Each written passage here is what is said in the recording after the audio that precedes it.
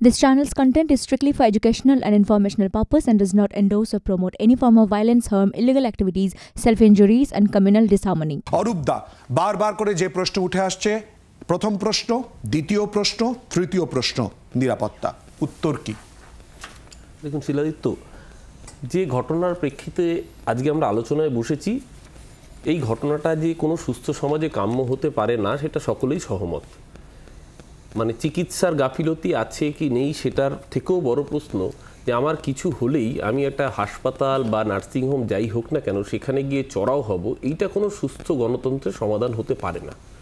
এবং এক্ষেত্রেও আপনারা দেখেছেন ক্লিনিক্যাল এস্টাবলিশমেন্ট অ্যাক্ট অনুযায়ী 4 জনকে গ্রেপ্তার করা হয়েছে।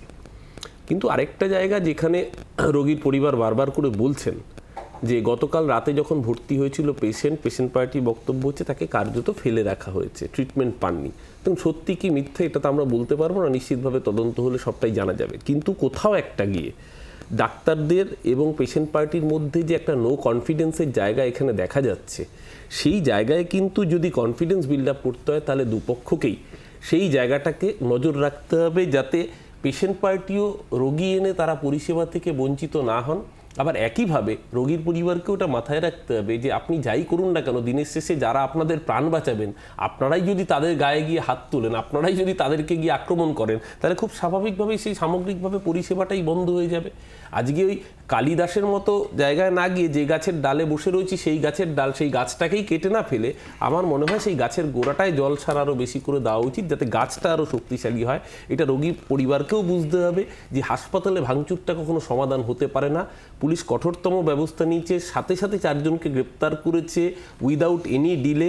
কিন্তু এটাও একটা জিনিস যে আজকে হাসপাতালে নিশ্চিতভাবে নিরাপত্তা আরও আটোসাটো করতে হবে, সিসিটিভি কভারেজে আরও আওতায় মুড়ে ফেলা হচ্ছে। কিন্তু আমাদের মতো দেশে যে পরিকাঠামো রয়েছে তাতে তো আপনি প্রতি ডাক্তার পিছু একজন করে পুলিশ প্রোভাইড করতে পারবেন না, সেটা সম্ভব নয়। এই জায়গায় আমি আবারও বলছি, এইটা কিন্তু রাজনৈতিক সমস্যার থেকেও অনেক বড় সামাজিক সমস্যা।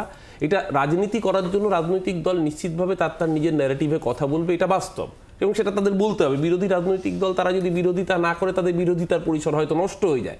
কিন্তু আমার যদি বলেন, আমার অন্তত এই ব্যক্তিগতভাবে মনে হয় এই সমস্যা অনেক বেশি রাজনীতির থেকে অনেক বেশি সামাজিক, যেই সমস্যার শিকড় অনেক গভীরে ছড়িয়ে রয়েছে। এটা তো ঘটনা যে এটা যুগে যুগে ধরে তাই ঘটে রয়েছে। এটা আজকে আমাদের আমলে ঘটেছে বলে তা নয়, এর আগে বাম আমলে ঘটেছে, তার আগে কংগ্রেস আমলে ঘটেছে। কিছু হলে ডাক্তারের উপর চড়া হয়। এই প্র্যাকটিসটা থেকে কবে আমরা বেরোতে পারবো? আজকে সেই আমলের থেকে বড় প্রশ্ন প্র্যাকটিস। অরূপদা প্লিজ আটকাচ্ছি, আমি প্রত্যেকের কাছে যাব। অঙ্কন, দেখুন, সাগর দত্তের যে ঘটনাটা আমরা দেখতে পাচ্ছি, আমার নিজের বিধানসভা, আমার বাড়ি থেকে প্রায় 800 মিটার দূরে এই সাগর দত্ত হসপিটাল রয়েছে। প্রথম কথা হচ্ছে আপনাকে বুঝতে হবে সাগর দত্ত হসপিটাল বা এই যে রাজ্যের স্বাস্থ্য ব্যবস্থা, সামগ্রিকভাবে স্বাস্থ্য ব্যবস্থার মধ্যে ক্যান্সার ঢুকে গেছে। এবং সত্যি কথা, অরূপদা যে কথাটা বললেন যে এটার মধ্যে রাজনীতি নয়, এটা সামাজিকের থেকেও এটা বেশি প্রশাসনিক সমস্যা।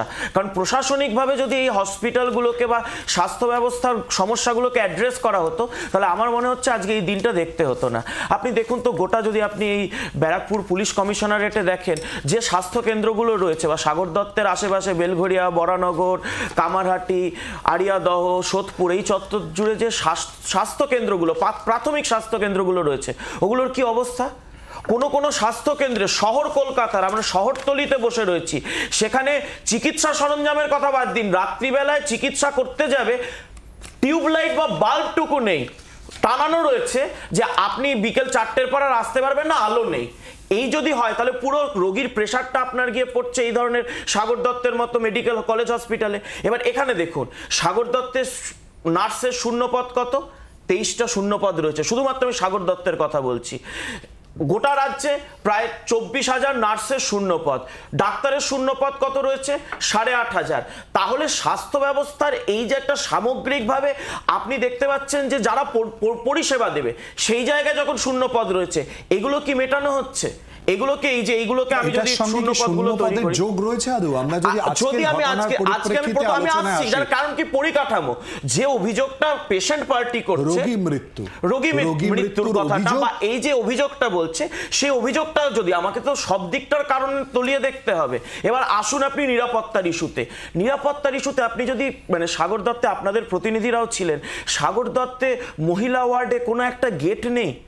আপনি যাদেরকে আপনি দেখছেন সিভিক ভলেন্টিয়ার ভলেন্টিয়ারদের দিয়ে কাজ চালানো হচ্ছে নিরাপত্তার। এবং খুব ইন্টারেস্টিং, নিরাপত্তা কর্মীকে সরকারি কর্মচারী না, সরকার অনুমোদিত পৌরসভা অনুমোদিত কোনো কোনো বেসরকারি কোম্পানিকে দিয়ে দেওয়া হচ্ছে না, ওখানকার কিছু তৃণমূলের হোতা আনোয়ার, গুড্ডু, যারা আবার কেউ মদনবাবুর লবি করেন, বিধায়ক লবি, কেউ করেন গোপাল শাহ, আপনার পৌরসভার চেয়ারম্যানের লবি। না, এটা তোমার তথ্য কি এইটা যে তুমি যে বললে তৃণমূলের লবি থেকে আসে নিরাপত্তা রক্ষীরা বা বেসরকারি? আমি বলছি কারণ কি সিকিউরিটি কমান্ডার, আপনি শুনেছেন এরকম নাম?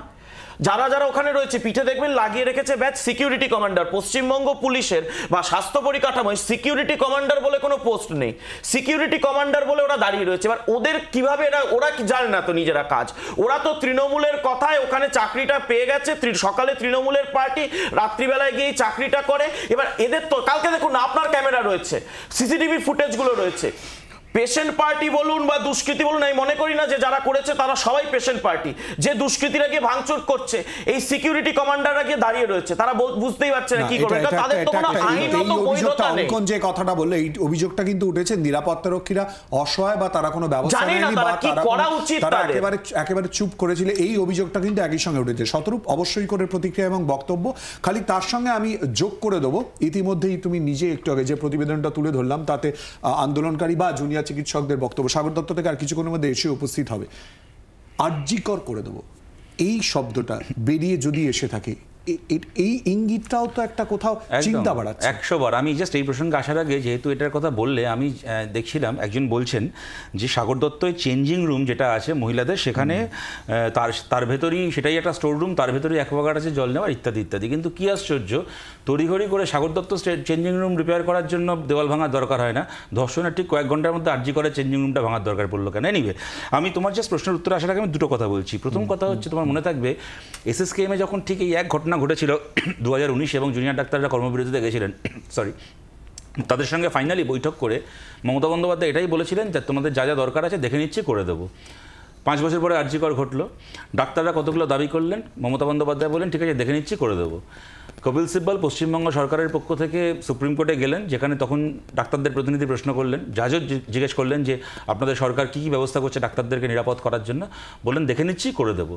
এই যে কেন মমতা বন্দ্যোপাধ্যায়কে কেউ বিশ্বাস করে না, এই যে কদিন আগে একটা কথা উঠছিল না, ন্যায্যভাবেই হয়তো উঠছিল যে রাজ্যের একজন মুখ্যমন্ত্রী আপনাদের সঙ্গে দেখা করে বলছেন যে তিনি এই কাজ করবেন, তারপরে কেন আপনারা তাকে ভরসা করে আপনাদের কর্মবিরতি তুলতে পারছেন না, কেন তারপরে জেদ করছেন যে না আপনি আগে করুন তারপর আমরা তুলব?